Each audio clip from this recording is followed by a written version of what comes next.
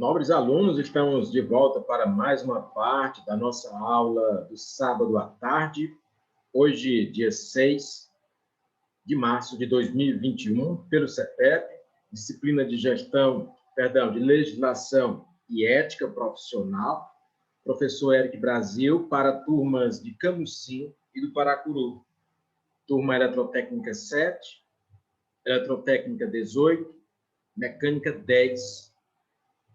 E é sempre um prazer recepcioná-los. Temos uma participação muito ampla hoje, colegas participando no bate-papo, colegas falando aqui no debate, interação, compartilhando ideias, testemunhos, opiniões, e, de fato, desenvolvendo conhecimento vivo, como é a nossa proposta aqui nesse curso de formação. Técnicos bem esclarecidos são, obviamente, profissionais mais qualificados, mais competitivos, mais sintonizados com o mercado de trabalho e com a cidadania que devem exercer. E daí a importância de uma matéria, de uma disciplina que aborde assuntos tão relevantes como a ética, a moral e o direito, não é verdade? Falávamos do direito, mas falávamos da questão do poder. E uma coisa curiosa, foi até um comentário que alguns alunos fizeram. Quem manda no Brasil? O presidente da República? O Supremo Tribunal Federal? Ou o Congresso Nacional? E aí? Congresso, na minha opinião. Minha opinião é federal. A minha opinião é o Congresso também. Congresso também aqui, viu? A pergunta é quem manda no Brasil? Congresso. Quem manda? Quem tem o poder no Brasil? O povo. Quem manda no poder, professor, é a população. Só basta ela querer botar o para cima. Gostei. Lembrando que quem coloca os políticos nos cargos onde eles estão é a população.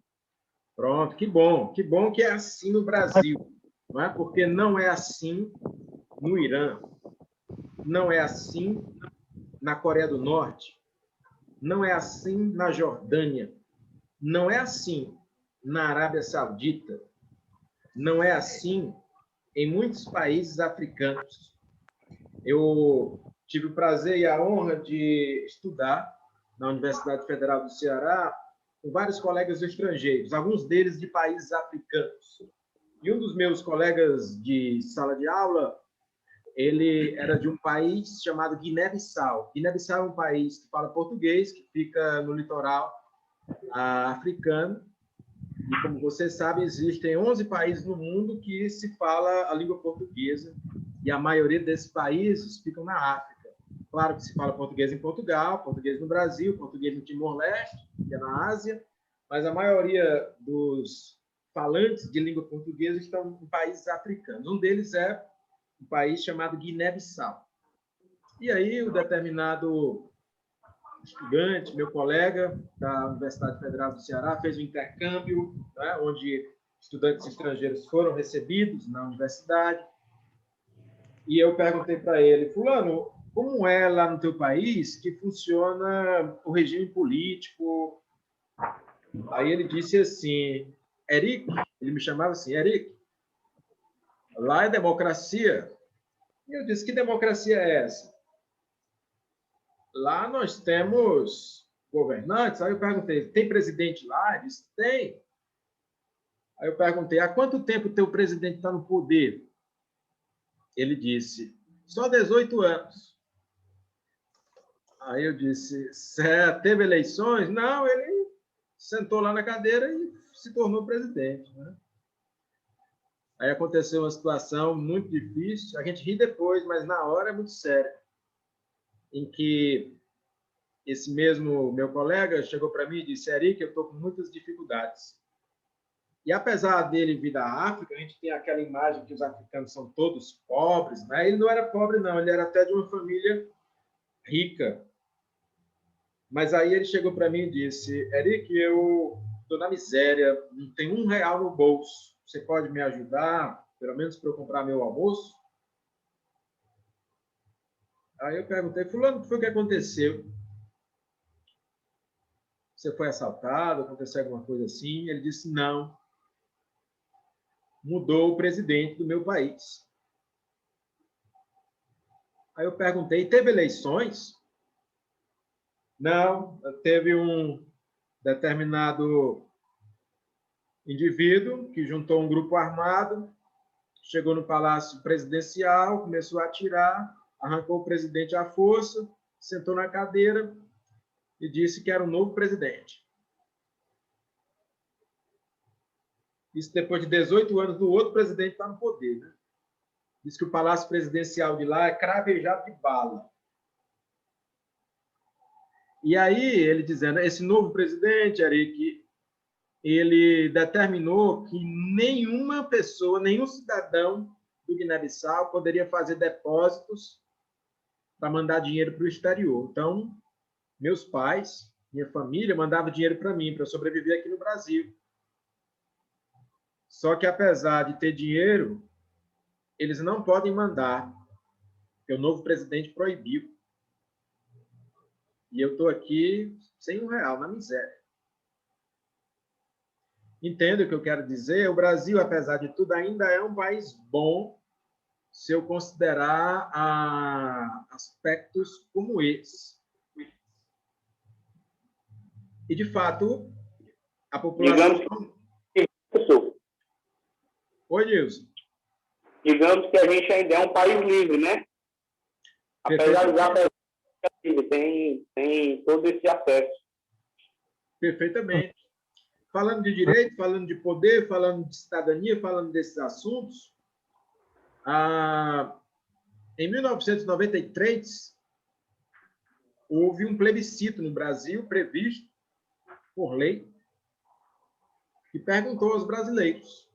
Você podia dizer, só um momento, Antônio José, você podia dizer, você prefere um rei, um presidente ou um primeiro-ministro para o poder executivo? E aí a maioria dos brasileiros que já tinham presidencialismo escolheram o presidencialismo. Mas você poderia, naquele momento, ter escolhido um rei, ter escolhido um primeiro-ministro, e aí o primeiro-ministro, o poder é o parlamentarismo, maior poder concentrado no parlamento, ou o presidencialismo, né? Foi uma escolha democrática o regime político que nós vivemos. Diga, Antônio José.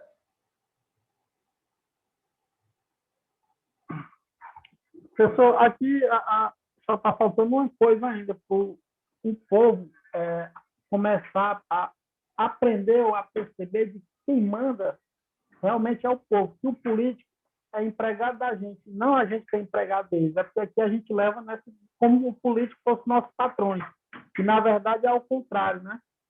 A gente tem que começar a aprender isso, para poder dar certo. Aproveitando a fala do Antônio José, vou mostrar aqui para vocês uma coisa que será e é, né, muito relevante. Deixa eu fazer uma pergunta. Eu falei aqui de alguns exemplos de leis. E vou fazer uma pergunta agora. Qual é a maior lei brasileira?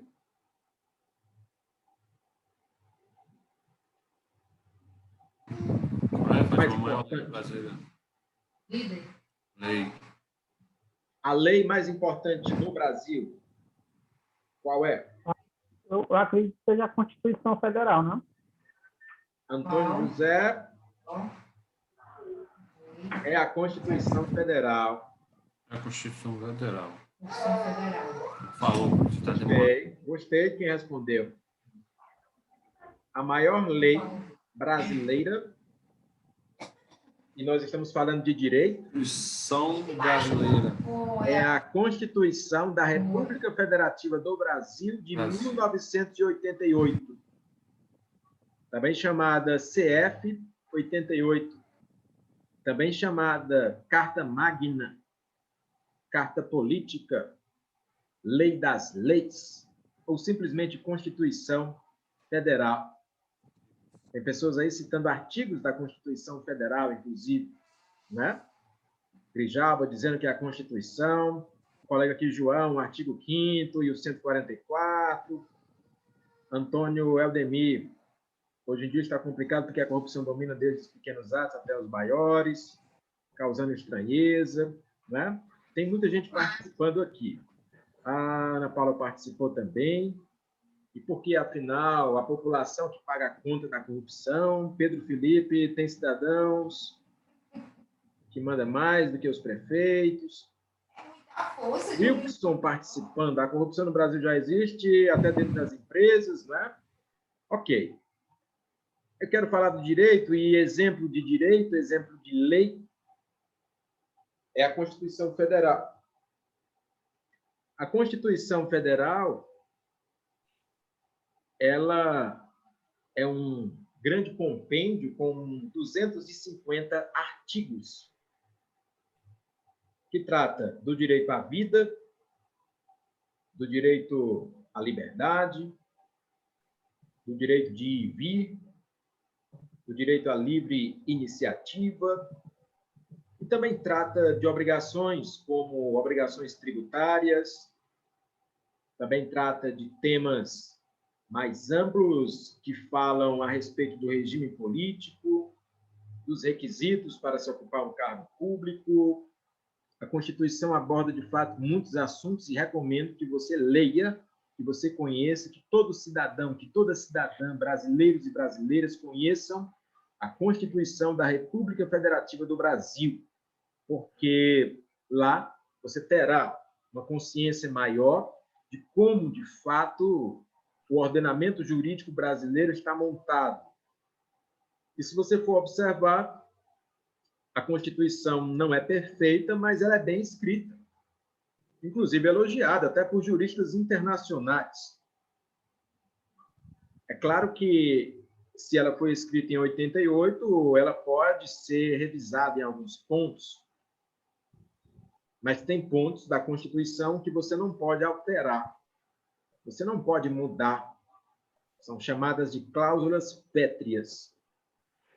Uma das cláusulas pétreas da Constituição Federal aponta para o direito à vida. É por isso que no Brasil não pode existir pena de morte. Muitos programas policiais abordam esse assunto. Ah, no Brasil é para ter pena de morte. Ah, no Brasil é para mudar o Código Penal. Não adianta mudar o Código Penal. Porque qualquer lei abaixo da Constituição, os códigos, as leis ordinárias, as leis complementares, os decretos, precisam respeitar a Constituição. Então, a Constituição diz que no Brasil não haverá pena de morte. Mas tem uma única exceção que o Grijalba Júnior já escreve aqui embaixo. Em que caso pode haver pena de morte no Brasil? Tem alguma exceção? Grijalba já está escrevendo. Crimes de guerra. Né? Em tempos de guerra externa, em casos atípicos, em que um traidor da pátria, por exemplo, entregasse segredos estratégicos da nação brasileira para o inimigo, prejudicando e ameaçando os brasileiros, este indivíduo poderia ser condenado à morte. E a morte, a pena de morte no Brasil, nesse caso, seria o fuzilamento. É o único caso, por lei, permitido, onde o Estado brasileiro, onde o Estado com E maiúsculo, no sentido de nação, união, poderia tirar a vida legalmente falando de um cidadão. Sabemos que todo dia se mata, todo dia se morre, mas legalmente é o único caso previsto, né? A regra constitucional é a vida. Não haverá pena de morte no Brasil. E se houver, legalmente, só pode haver, nesse caso, dessa única exceção. Isso é um exemplo de direito. Tem pessoas que concordam, tem pessoas que não concordam. A única grande questão que nós suscitamos aqui, em relação a direito, é que nós busquemos coerência. Por exemplo, você pode ser a favor da pena de morte, você pode ser contra a pena de morte, nós podemos votar, podemos até escrever uma nova Constituição. Isso é possível. Não é fácil, mas é possível. Mas o que o cidadão precisa ter é coerência entre o que fala, o que escreve e o que pratica. Tem países no mundo onde a pena de morte é permitida. Na China, por exemplo. Na Indonésia, por exemplo. Em alguns estados dos Estados Unidos da América, por exemplo. Não são em todos, apenas em alguns. Tem lugares do mundo onde o Estado, o país, a nação, o poder público pode tirar a vida legalmente do cidadão ou do indivíduo. Na China, por exemplo, é até bem rígido. Se você for condenado à morte, se você for cidadão chinês, o governo chinês pode te matar legalmente, através do fuzilamento, e eles cobram o preço da bala para a família do morto. Então, o governo chinês ele é bem categórico e diz: eu não quero gastar nem com a bala, eu vou matar essa pessoa. Mas quem vai pagar os custos da bala, do fuzil, é o parente daquele que foi condenado. Aí o governo manda a conta e o parente vivo é obrigado a pagar. Né? Quer dizer, no caso chinês já vamos dizer, uma relação de extremos. No caso brasileiro, lembrando que a China é um país, do ponto de vista político, ideológico, de predominância comunista, do ponto de vista ideológico, se não econômico, porque já faz tempo que a China é uma grande economia capitalista do ponto de vista do seu comércio exterior, mas internamente adota-se o regime do comunismo, que no caso chinês, normalmente, do ponto de vista cultural, impera uma visão ateísta de mundo. Não é? Há muitos chineses, não todos, porque a China é um país muito plural, mas aqueles que estão no poder, o partido que está no poder, ele não tem uma crença religiosa específica, como a crença cristã, a crença budista, por exemplo, não tem. No Brasil, nós somos um Estado laico, também não existe religião oficial, mas nós somos um país onde a predominância cultural, religiosa, é uma predominância cristã. Seja esse cristianismo católico, evangélico ou espírita. Pois os espíritas também são cristãos, já que seguem Cristo, não é? Pelo menos assim eles falam. Os católicos são cristãos porque seguem Cristo. Os evangélicos são cristãos porque seguem os ensinamentos de Cristo. A maioria do povo brasileiro se diz cristão. Claro que tem brasileiros que são ateus, tem brasileiros que são muçulmanos, tem brasileiros que são judeus, tem brasileiros que são de outras religiões, mas a maioria, o grosso da população é cristã. E o cristianismo é baseado num cidadão chamado Jesus de Nazaré. E Jesus de Nazaré lança alguns ensinamentos. Então, se o cidadão brasileiro se diz cristão, na hora que ele vai escrever a lei, ele não vai usar a religião, mas ele vai escrever essa lei pautada nos seus valores. Então, se eu sou um legislador e eu vou escrever a lei, por exemplo, a Constituição Federal, eu vou escrever baseado no valor supremo ou predominante daquela região do mundo, que no caso brasileiro é o cristianismo. Apesar de tudo, é o cristianismo. E Jesus não defende a pena de morte. Na verdade, Jesus foi condenado à morte. Entende? A vida é um valor cristão. Então, seria incoerente se um cristão escrevesse uma lei defendendo a pena de morte. Quem é que poderia escrever uma lei defendendo a pena de morte? Um ateu, uma pessoa de uma religião em que ceifar a vida não fosse considerado um ataque aos seus valores, mas um cristão não. Então, em tese, seja você católico, seja você evangélico, seja você espírita, você não poderia escrever um código que desrespeitasse o seu próprio modelo de vida que a cultura do seu país predominante adota. Entende o que eu quero dizer? Então, assim, muito embora o direito não seja baseado na religião, nem nas crenças, mas isso influencia. Tanto é verdade que o preâmbulo da Constituição Federal, se você ler, ele cita um Deus. Né? Quer dizer, o Brasil é um Estado laico, o Brasil não tem religião oficial, o Brasil pode adotar o cidadão a religião que ele quiser, ou pode até nem ter religião nenhuma, mas Deus está citado lá no preâmbulo da Constituição Federal. Se você for ler a Constituição, você pode baixar gratuitamente em PDF aí no Google, você pode comprar o livro, que não custa muito caro, em média custa R$30, certo? E é interessante que você adquira, ou em meios eletrônicos ou físicos, a Constituição Federal, para você conhecer bem. E aí você começa a observar que a lei não é só a lei. A lei não pode ser apenas um desejo inconsequente. A lei precisa ser coerente também com os valores, com a cultura, com a ética, com a moral da região onde ela vai ser aplicada, certo? É claro que tudo isso pode evoluir. Nós já estamos avançando bem na nossa disciplina, inclusive no horário. Mas, como eu prometi, faremos uma atividade.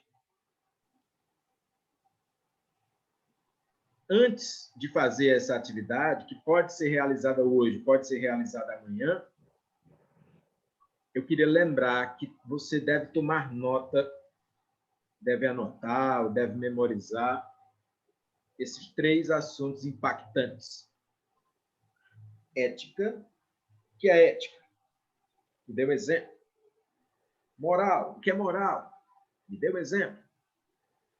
Direito, o que é direito? Me dê um exemplo. Porque eu vou cobrar isso em prova, eu vou cobrar isso em atividades, tá certo? Dependendo do tempo, nós podemos fazer a nossa atividade hoje ou amanhã, mas faremos ainda nesse final de semana. Tem um assunto que eu queria abordar aqui, que até já comecei a abordar na nossa aula do período da manhã, que são as referências, os arquétipos da ética. Quem são as referências éticas? Eu cheguei a comentar aqui um nome muito importante, muito conhecido, chamado Jesus de Nazaré, né? Que é uma referência da ética. Será que existem outras referências? Será que eu posso me pautar, me basear em alguma referência que possa oferecer também para mim uma espécie de farol de luz, né? Algo que possa, de alguma forma, ficar configurado como um exemplo de conduta, o que eu possa me espelhar? Quais são as referências da nossa sociedade? Quais nomes eu poderia utilizar como um espelho? Bom, você poderia utilizar nomes, inclusive anônimos. Às vezes você tem um pai, uma mãe, um avô, uma avó, um irmão, pessoas próximas, que não são famosas, mas que são bastante éticas. Mas se você não tiver pessoas assim próximas, às vezes você pode ter uma referência universal. Jesus, por exemplo, em minha opinião, é a maior das referências da ética, porque Jesus ele é tão importante, tão conhecido, que ele é respeitado até mesmo por quem não acredita na sua divindade. Então, por exemplo, existe uma certa resistência em determinados meios a que as pessoas acreditem em Deus, acreditem na vida após a morte, acreditem nas coisas espirituais, mas mesmo nesse meio, muitas pessoas respeitam Jesus como uma referência de conduta, de ética. Então, ele é um arquétipo, é uma referência. Em que ano nós estamos? Qual é o ano atual? 2021. 2021. 2021, o quê? 2021 depois de Cristo. Foi de É o que Cristo, você é. falou, o óbvio, e às vezes nós temos que falar o óbvio. Parabéns. 2021 depois de Cristo. Então, esse Cristo que se fala é Jesus. Jesus é tão importante na sua liderança, na sua influência, que nós contamos o tempo no nosso calendário aqui, pelo menos nessa parte do mundo, baseado no seu nascimento, no nascimento de Jesus. Então, são 2021 anos que Jesus nasceu na Terra. Porque tem gente que pensa que esse 2021 aí é a idade do mundo. Não, meus amigos, o mundo é muito mais antigo, tá certo? O mundo tem milhões de anos. Para alguns cientistas, tem, na verdade, 4,5 bilhões de anos. E tem outras sociedades que contam o tempo de maneira diferente. Tem sociedades que já estão no ano 6.000, por exemplo. Então, 2021 aí é uma referência direta a Jesus, certo?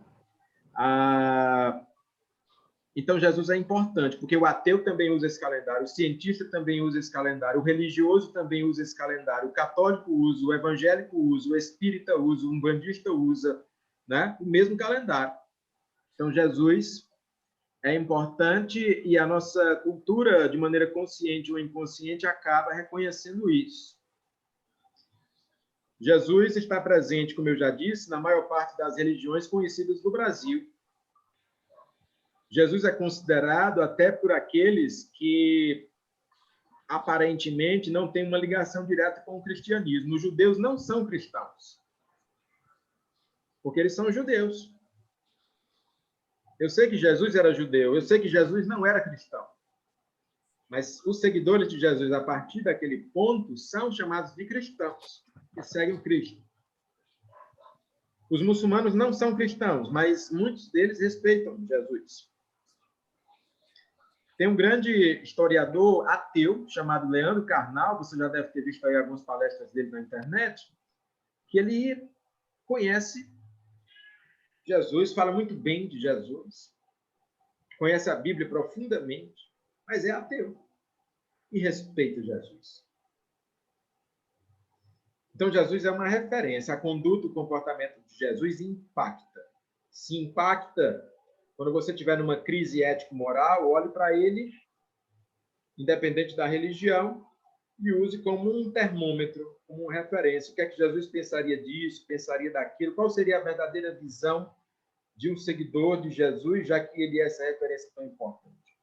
Pode acontecer que você não seja cristão de maneira nenhuma, que você não conheça Jesus, que você não conheça nem reconheça. Pode acontecer. Mas, mesmo que isso aconteça, você tem referências também importantes, muitas delas universais. Digamos que você seja judeu, você é do judaísmo e você não reconhece, porque tem uma parte que reconhece, mas tem uma parte que não reconhece Jesus. Mesmo assim, você tem a referência de Moisés, como um arquétipo da ética. Digamos que você não queira se guiar pela referência religiosa, mas queira se guiar pela referência filosófica. A filosofia oferece para você Sócrates, o grande filósofo, falava sobre ética. Platão, discípulo de Sócrates, também falava sobre ética. Caso você não queira a religião cristã, nem judaica, nem a filosofia, você pode se pautar pelo budismo, que é uma doutrina oriental nascida na Índia. Buda, Siddhartha Gautama, o iluminado, falava sobre ética. Mas você não quer seguir nem o cristianismo, nem o judaísmo, nem a filosofia, nem o budismo. Então, você pode falar sobre o islamismo. Maomé falou sobre ética. Leia o Alcorão para você ver. Mas eu não quero saber do cristianismo, nem do judaísmo, nem da filosofia, nem do budismo, nem do islamismo, porque eu sigo uma cultura hindu. Então, você pode se basear em Mahatma Gandhi, grande pacifista que falava sobre ética. E, aliás, Gandhi não é apenas uma referência por conta da sua região geográfica no mundo, ele também é um nome universal. Mas, professor, eu queria um político que pudesse ser uma grande referência sobre ética. Não estou encontrando muitos, não, né? Mas eu queria um político. Me diga aí um político que seja um arquétipo, um farol, uma referência de conduta, de comportamento. E aí você poderia falar de Nelson Mandela, que foi presidente da República da África do Sul nos anos 90, que também falou sobre ética. E existem outros nomes, certo? Há vários outros nomes que alguns são até anônimos. Não são apenas homens, tem mulheres também. E tem uma pessoa anônima, não vou citar o nome dela por uma questão de segurança, que também é uma referência de ética, a chamada Garota Anônima da Armênia. Essa moça, sendo mesmo uma cidadã comum, deu um show, um exemplo de ética para a humanidade. São nomes que nós vamos comentar daqui a pouquinho, tá certo? Só para que você saiba que existem, graças a Deus, existem muitas referências no mundo, de muitas culturas diferentes, em que nós podemos nos basear para a questão da conduta, para a questão do comportamento, para a questão da prática da ética. Diga rapidamente, Adessandro, pode falar. Não, para falar de líderes assim, presidente, aquele presidente de Colatino, que ele pegou a cidade em um caos, quer dizer, né? Deixou a cidade impecável, aí foi para ser reeleito. Ele não quis, deixou para outra pessoa ser reeleito. Só que ele deixou a cidade perfeita, Colatino, a cidade. Não sei como é o nome dele. Mas ele foi um bom presidente, um bom líder. Existem muitos exemplos, tá certo? Presidente não, prefeito.